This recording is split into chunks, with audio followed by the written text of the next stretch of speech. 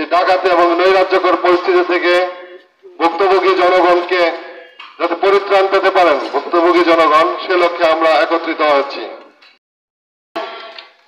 যাতে তোমার সাথে যারা ক্রিমিনাল এই চুর ডাকাত যাতে তোমার সাথে সহজে আসতে না পারে, কারণ তখন টেলিফোন মোবাইল এরকম যোগাযোগ ব্যবস্থা ছিল না, রাস্তাঘাটও ভালো ছিল না। ঠিক ওনার কথা মতো আমি আসতাম এই লোহাজুড়িতে। উনি বলতো যে সারা রাত্র তোমার কাছে যখন ফিরতে পারবে না, আমরা সকালে আইসা তোমাকে উদ্ধার করে নিয়ে যাব।